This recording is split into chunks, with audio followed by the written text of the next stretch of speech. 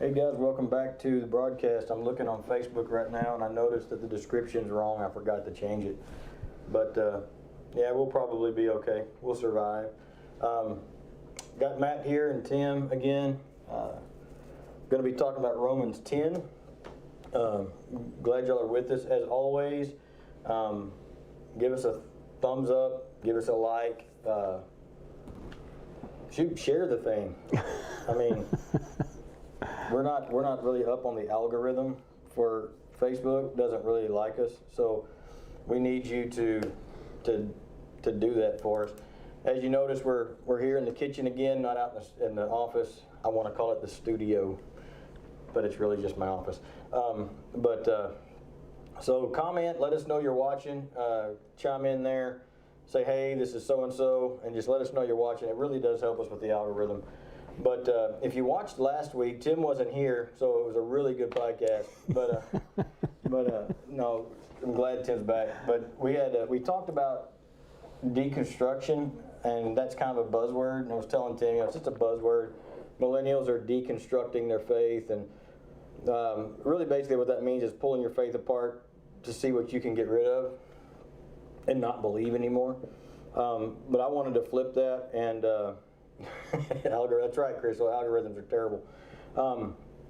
But I wanted to flip that around a little bit, and last week and talk about that it's okay. It's okay to challenge what you believe. It's okay to question. It's even okay to doubt.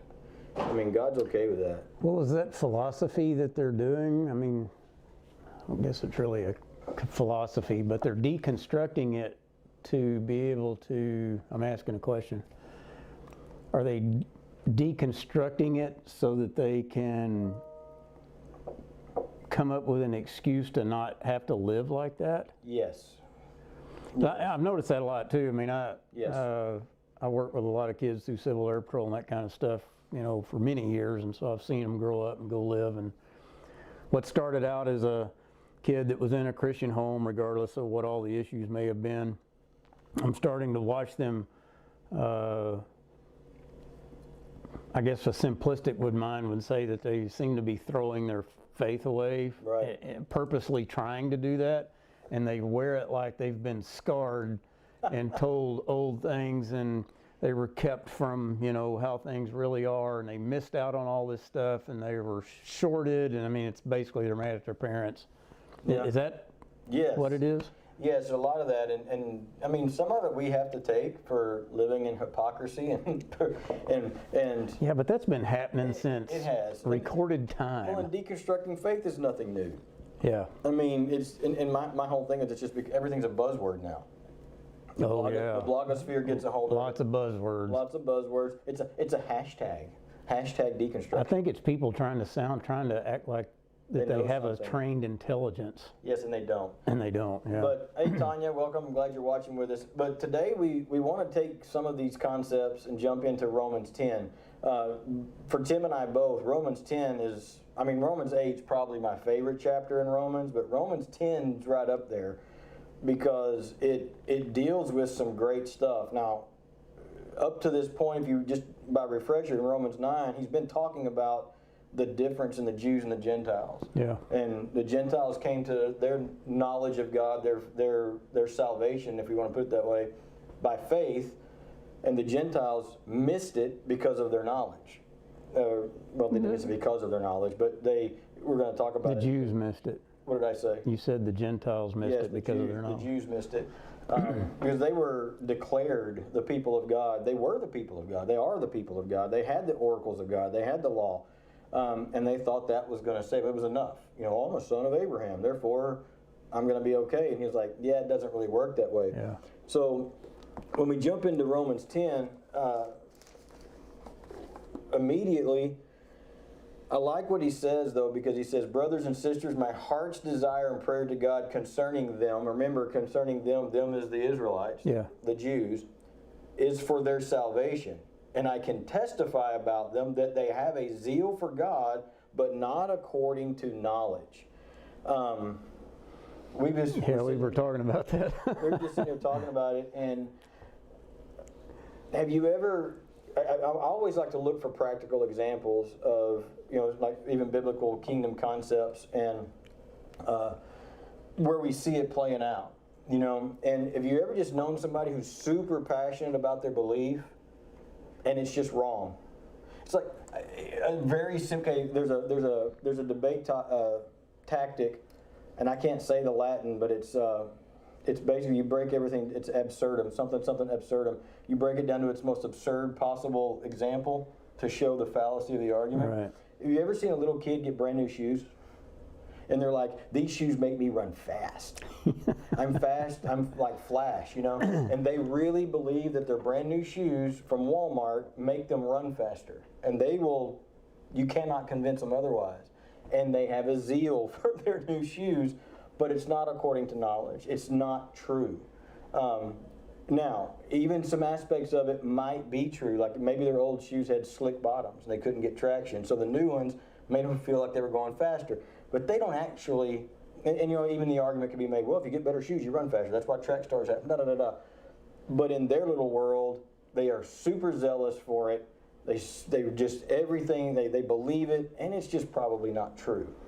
Yeah. That's a really simple, absurd example of what I kind of see that as. Well, as it reads on here, though, he says, brethren, my heart's desire and my prayer to God is for them, is for their salvation. For I testify about them that they have a zeal for God, but not in accordance with knowledge.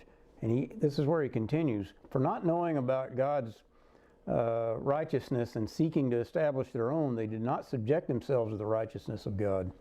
Actually, verse 30 and 9. Paul basically says, I pray for their salvation, but he almost says that I love them so much and I am a Jew to the nth degree that I would almost be willing to take that instead of pursuing Christ. Mm. That's how deep he was, who his heritage is. And he loves his heritage. There's nothing wrong with it. There's a lot of that getting bashed around these days too. And you just have to know how to look at it right. But then in 10 that I just read, that's where he's going, but my desires for their salvation, and it's not in according to knowledge. Now that means something when he's saying that. Yeah. He's a Jew of Jews and he loves that and he is that. But once Christ got a hold of him, he had to look at everything he thought he knew with a critical eye. Right. And it caused him to be able to, in a good way, to go perpetuate the things of the kingdom.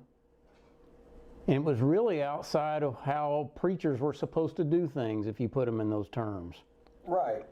Right. And so he kind of looked like a moron to all the people that would shake their head when they'd see him. Man, that Paul could have been somebody good. Well, and that's kind of where I tie it back into, and it was good timing for this week, is Paul had all this knowledge when he came to faith. Yeah. He had all of the academic function. But when he came to know Christ, and even after Acts 2, we all get in this category with the indwelling of the Holy Spirit and the pursuit of the Spirit who leads us into truth. All of those things of knowledge took on an incredibly larger meaning. Or a different. Well, I don't know.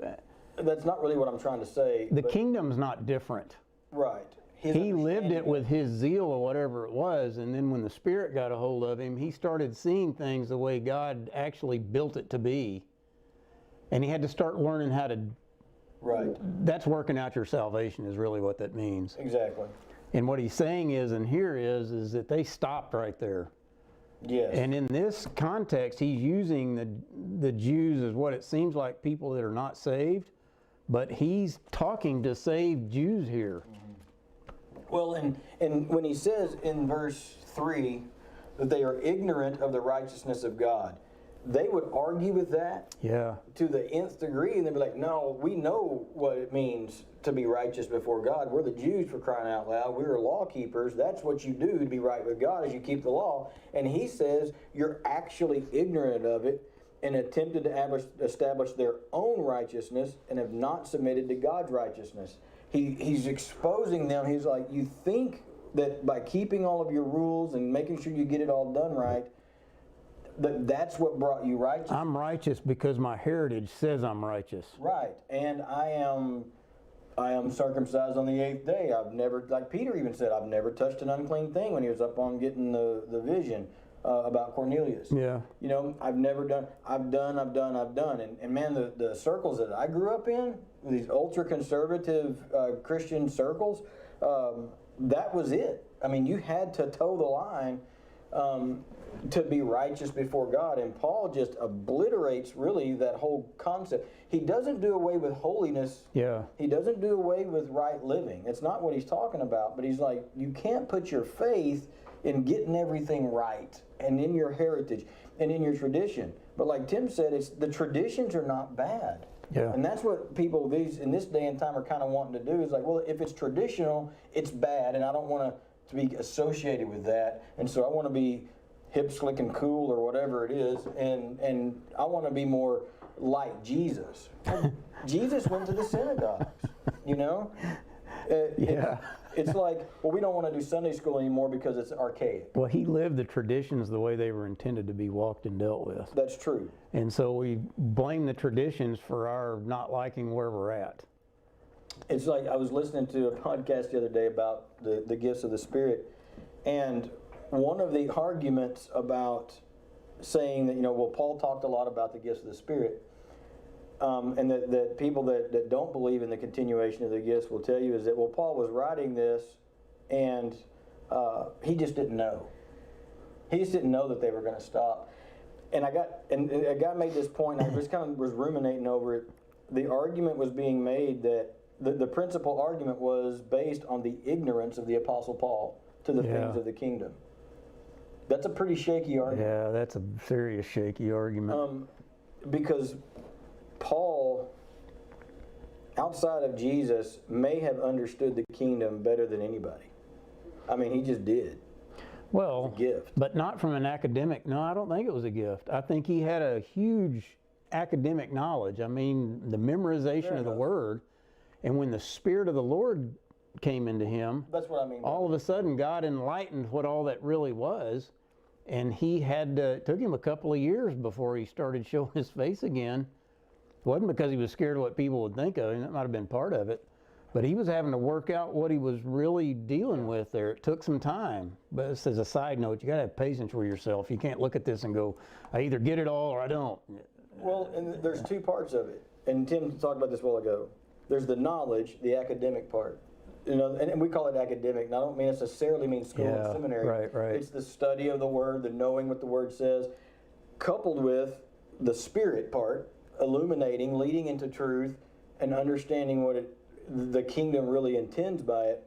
And the Jews stopped short. They only had one part of a two-part system. And they thought that one part was enough. And he's like, no, you missed it. It's the righteousness of Christ. The Spirit has to come in and illuminate what you already know, because what they knew was not bad. Yeah. And, the older I get, the longer I do this. There was a time, I mean, honestly, and Tim, you saw me kind of walk through this, where I just completely chunked all the tradition. I didn't want to have anything to do with anything traditional. And we saw this in the 90s with contemporary Christian music. Oh, my goodness. I was working with youth in the late 90s, early 2000s. Hey, Ryan Gar. And I remember everybody freaking out over it on both sides. It's like, oh no, this is the devil. The devil's coming in the music. And the flip side of it is everybody that loved it was like, oh, we could never sing hymns again. And we still see a lot of that today. You can never see a hymn again. But I go like in my mom and dad's church. It's super traditional.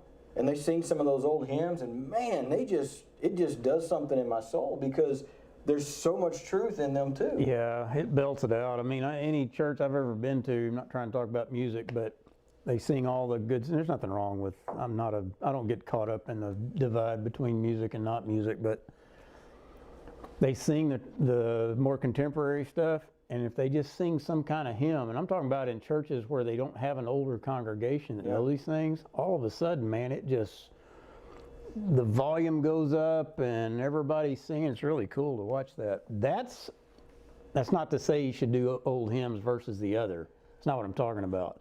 The whole point is that just because it's old, or hey Heather, or just because it's a tradition, didn't make it bad. Yeah. And a lot of people, I think, get caught in that. And so what does that have to do with Romans chapter 10? Well, they had the academic part They had the formula, and that's what I keep wanting to go back to. And one of the things I was talking about last week, I talked about at Mom and Dad's church the other day, is God just doesn't seem to follow the formula. And I think when he says he's going to shake everything once more in the heavens and the earth, and that which is man-made is going to fall, a lot of these things that we've built around the kingdom are going to be the things that fall. Yeah, so as we're talking about this, kind of getting on the end here, the thing is, you out there listening, and us too, is that we're talking about the Jews and what they were like and what they should have been or how they could have been or any of that kind of stuff. What you need to understand is it's human nature. And so it doesn't matter what kind of church. I'll use a title here. I don't know if anybody knows what it means anymore, but like a seeker church, which, you know, in theological terminology, that's like people that don't really study the Bible hard, or it's a feel-good place, or you get this, some fundamentalist whatever.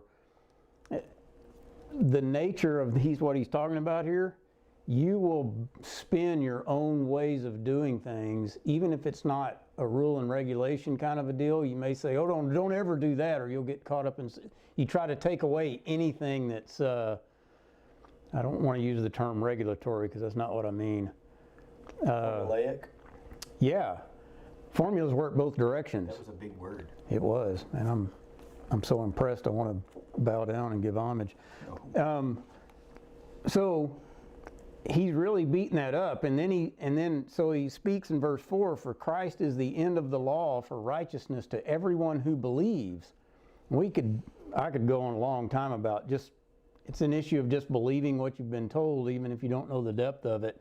If that means walking, say, okay, well, I believe that, he uses Moses as an example, which is not by accident, I don't think. Moses had the same understanding of the kingdom, I believe, in some ways that Paul did at the time he was writing this. Because Moses was exceptionally well educated in the world, mind you, almost like in today's environment. He was very worldly educated, and I mean very smart. He found out he was a Hebrew by birth, and he wanted to take on that identity. That's who he was, and he started trying to. I don't really know how much about the scriptures and stuff he learned while he was in Egypt. Never thought about studying that part. I'm sure he got quite a bit just by listening and hanging out with them. His nursemaid. Okay. Yeah. Yeah. So he was getting fed, but he had a formal education as well, a worldly one, and both sides of that fell in on him. He killed an Egyptian, so the court was after him. His own people jumped on top of him. He's like, I was just trying to save my brothers. We don't want you around. And so he split. And when you read his journeys through life and he gets to the place where he's leading the people out, he's an old man, but he had perfect health. That's on purpose. And so he had a grasp of the kingdom, and he goes and pulls his people out, where his people would have thought somebody like one of their Levites would have been the ones coming to pull him out. Right. A zealous, law-driven interpretation. And Moses is up there going, this is one of the turning points in my walking with the Lord right here. Okay. That's why I love this.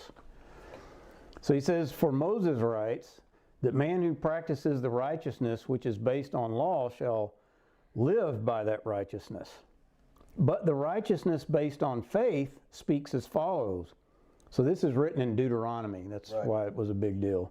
Do not say in your heart, who will ascend into heaven? And then Paul defines that. That is to bring Christ down. Or who will descend into the abyss? That's in Deuteronomy. And then Paul, in parentheses, defines that. That is to bring Christ up from the dead. But what does it say? The word is near you, in your mouth and in your heart. Was it Rich Mullins? He was a singer. He made a song out of this verse. Yeah, and don't get hung on it. Keep going.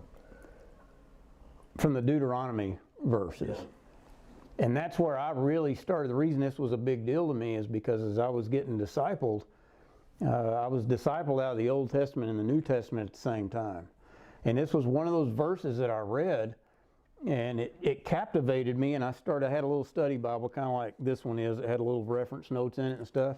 And I started going back to Deuteronomy and reading that, and I'm like going, wow, God is the same as He is in the beginning as He is in the end.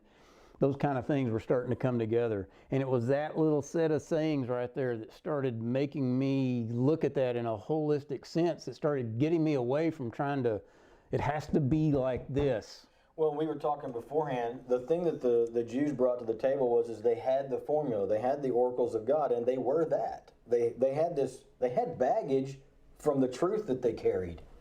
I know that sounds weird, but they did. Yeah. In contrast to the Gentiles who had none of that. Yeah. They just showed up. I told Tim, I said, it's almost like, in my mind, and not to speak to their intelligence, but to their willingness, like Labradors. Yeah. You know, you bring a new toy out to your dog out in the backyard, and they're like, sweet, I love that, let's go for it. And it doesn't necessarily even speak, I'm not speaking to the intelligence of the Gentiles, but just their willingness to, Yeah.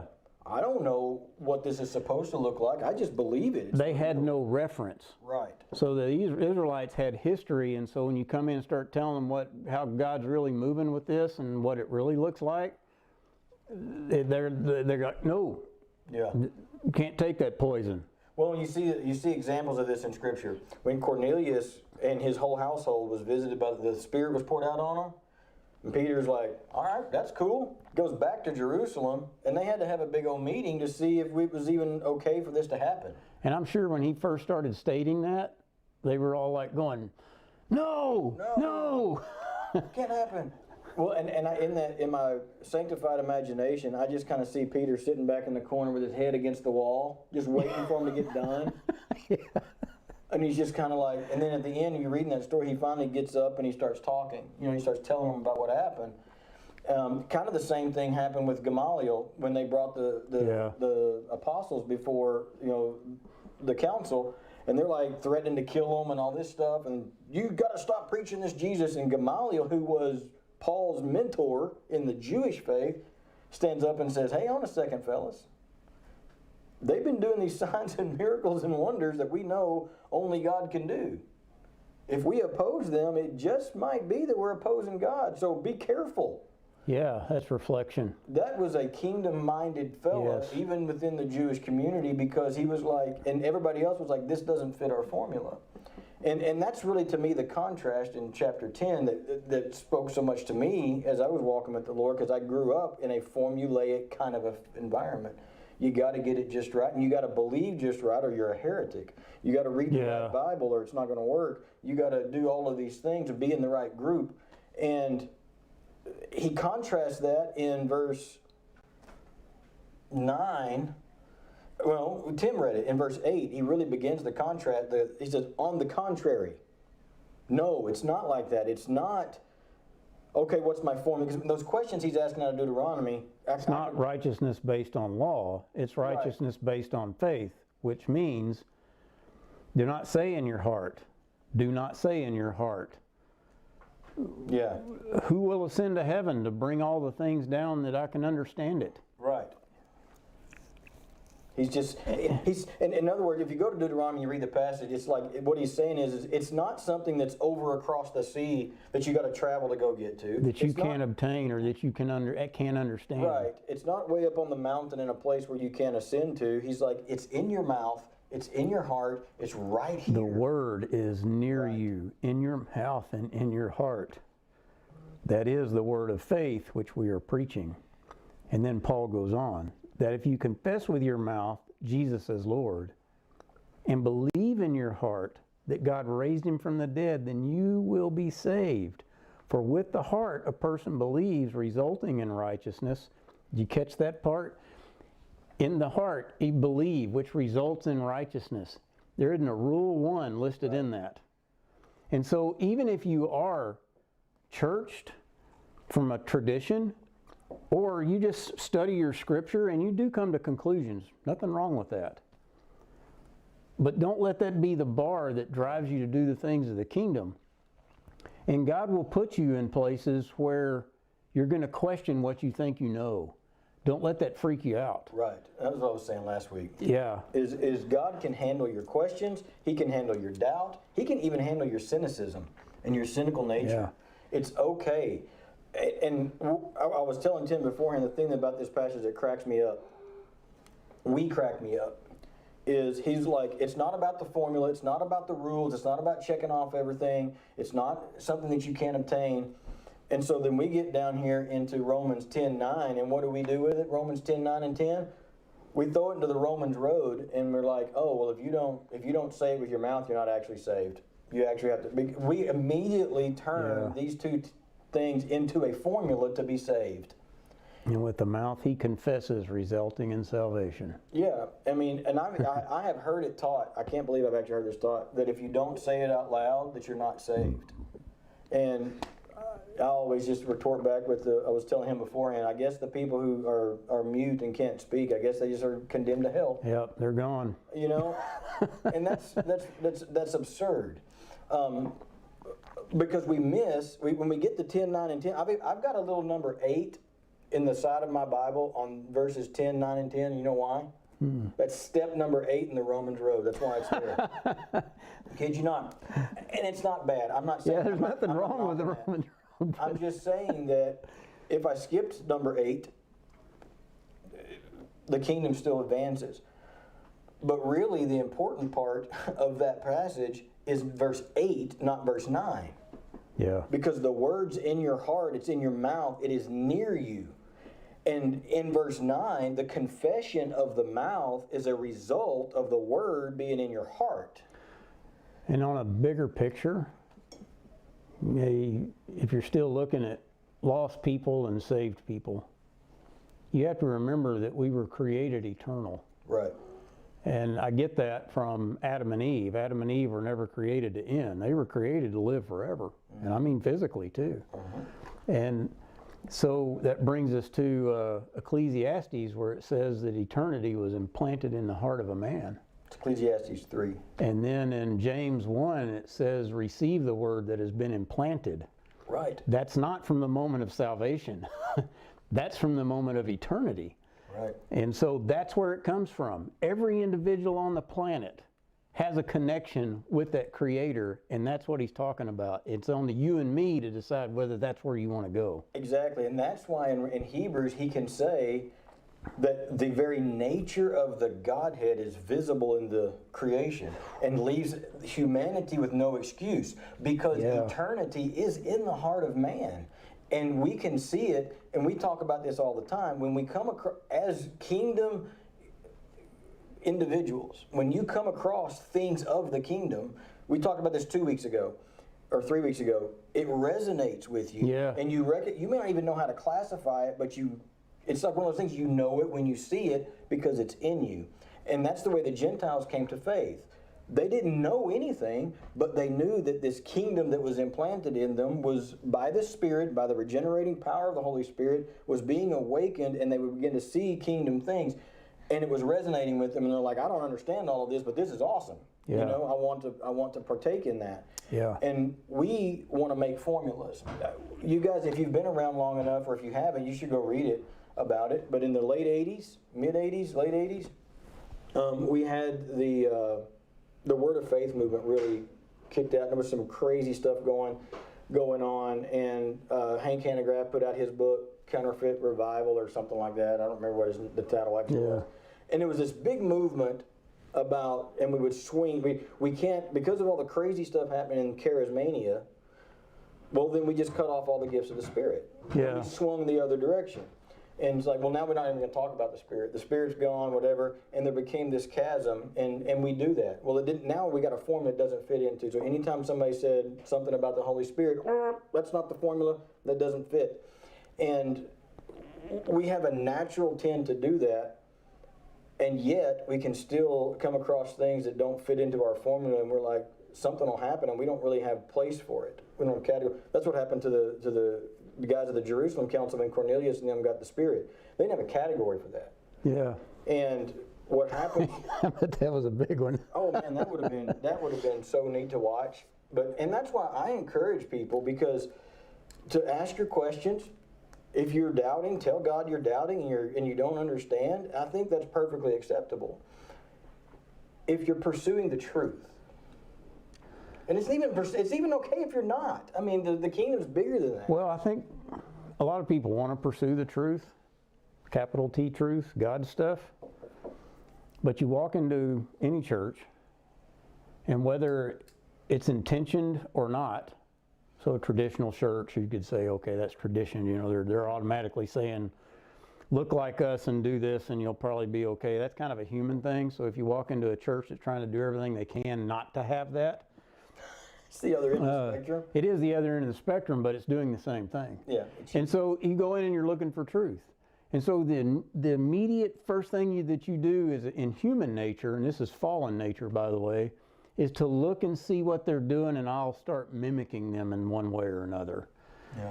And then anytime you start finding out that it might not be right, if you don't have an independent mind already, you're always looking for comfort to be where the other people, that's the groupings things. Everybody knows this, nothing new.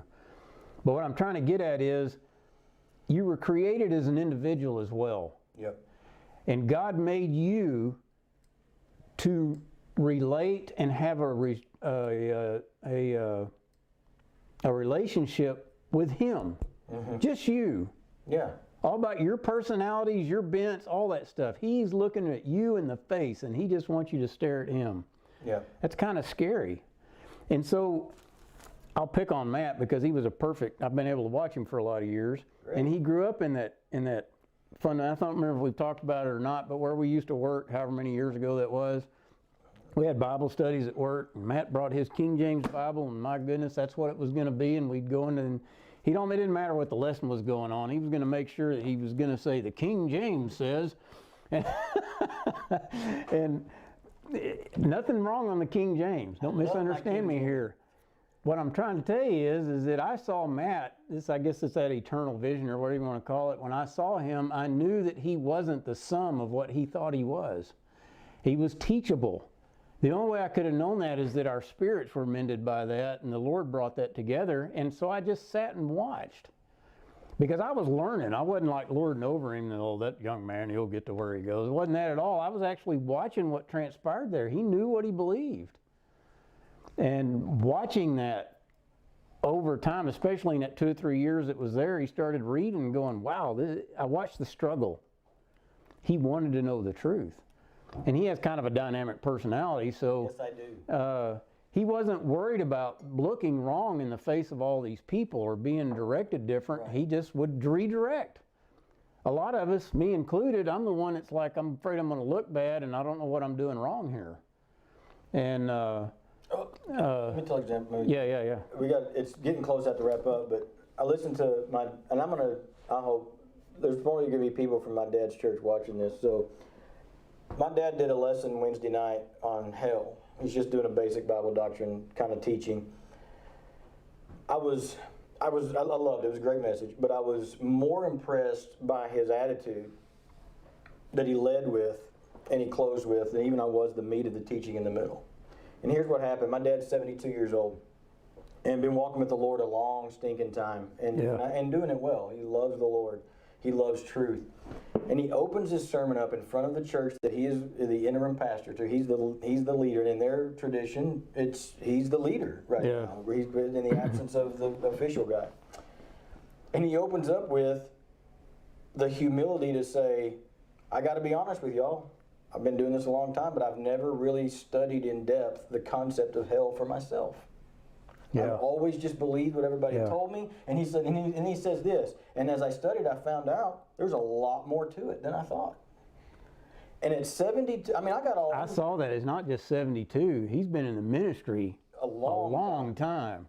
I'm driving home from Tyler yesterday, and this is playing in the background, and I'm getting all weepy and stuff because I'm like, that is what it means to have the Word near you and in your heart and in your mouth. Is because you can staring into the face of God sometimes looks like us just going into His Word and saying, change me and show me what I need to do and what's true, I don't care what I've been told. And then he says this to his congregation. And it's on YouTube, go look it up, Central Baptist Church last night, go look at it, it's in Athens.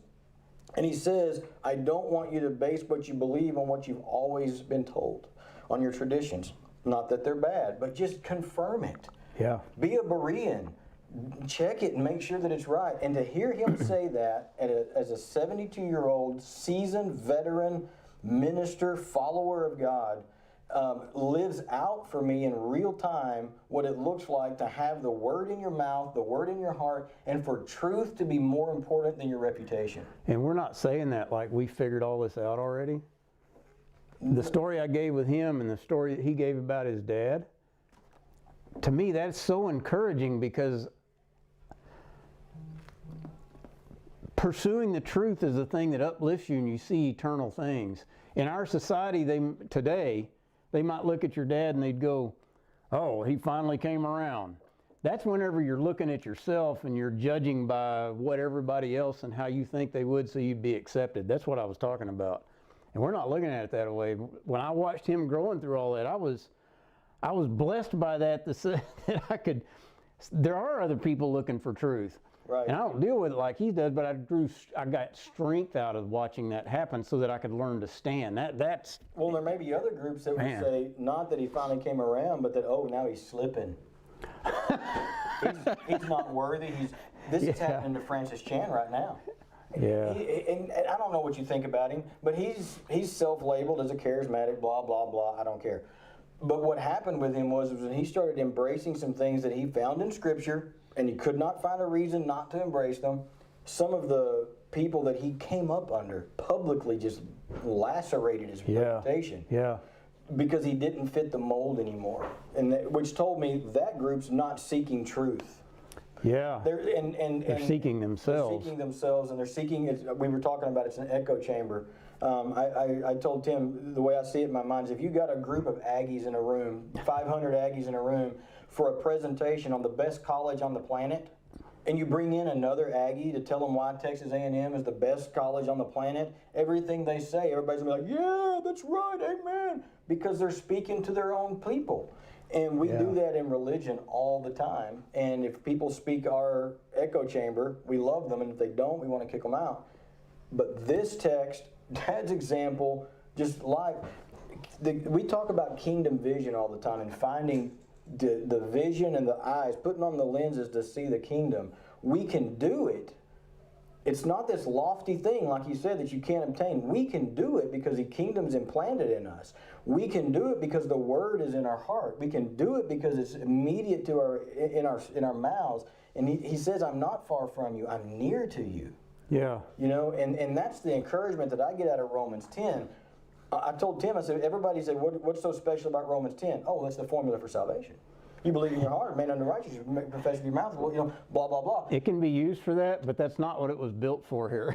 That's exactly right. Really, verses 9 and 10 are, to me, a summary application of the first 8 verses. Yeah.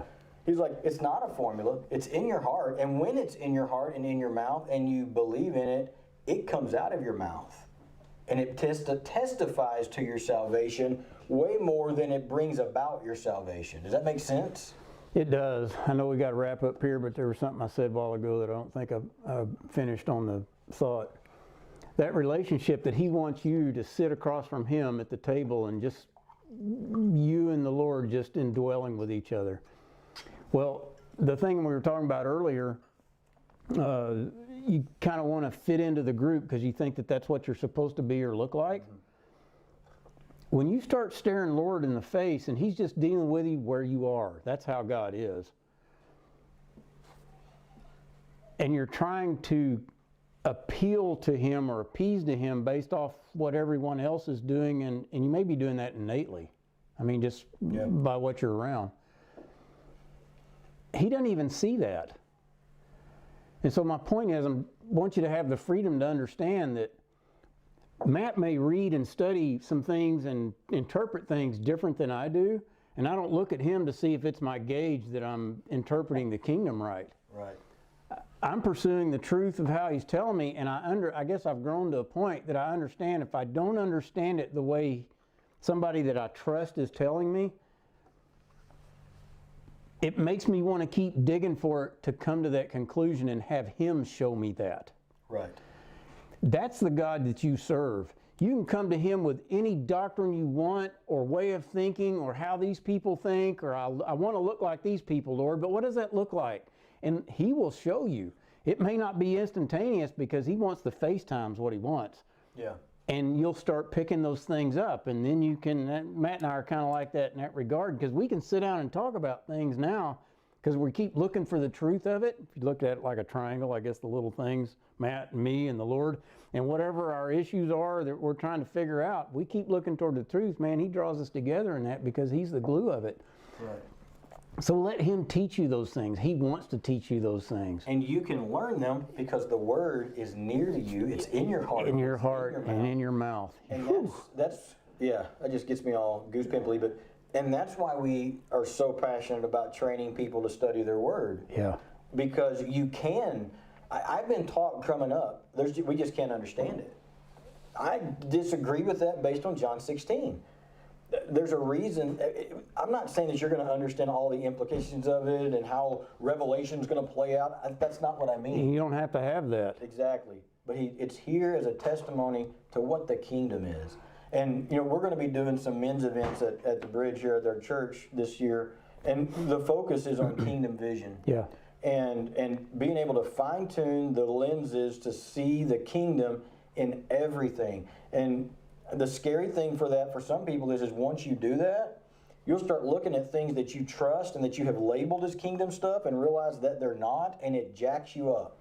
And sometimes you'll stop moving forward because you're worried about what that other side's going to do with you if you're perceived as being different. And Tim and I are going to be back here going, don't stop. Yeah, keep running, keep moving. We got to wrap up. It's time. Couple of quick just things. Do like, comment, share this deal. We need algorithms. Whether you're doing it on the personal Facebook page, we've got a private Facebook community group that we're actually broadcasting this to. If you'd like to be a member of that, it's a private group. Just message me, I'll bring you in. If you haven't downloaded our app yet, go out on the App Store, download the Crucibles Fire app. It's just a preliminary mock-up. We're working on the final one. Hopefully, we'll get that taken care of this year soon as we can. But we appreciate your support. Keep praying for us. We're trying to work out trips down into the Rio Grande Valley, into Del Rio, into Brownsville. There's opportunities anywhere from three to 5 trips maybe down there. Also, still working in Costa Rica, trying to get that brother outfitted out there, and that's a slower process. As well as we'd love to do some trainings here. If you are watching this and you're like, you know what, I don't know how to study, go to your pastor, go to your elders and ask them. We'd love to come and do a training to teach you how to study. And that's it, just to teach you how to dig into God's Word. Or even if you have a small group or something. We do it in a small group. We could do it in a series. We can do a lot of different things. But we appreciate you. We love you. If you like the broadcast and if it blesses you, share it, tell somebody. If it really blesses you and you'd like to support the ministry, this is just something that we do on the side and try to take care of. But you can donate to the ministry if God leads you to do so. And if He doesn't, I just hope that you can still enjoy our stuff. Go to YouTube, like, share, do all those sorts of things. You got anything before we go? I'm good. We love you guys. We appreciate it. Hello, Angie Hellum. Nice to see you. Thanks for joining us today. Again, like, comment, share. We love you. We appreciate you. Y'all have a great day. And we are out. We're See y'all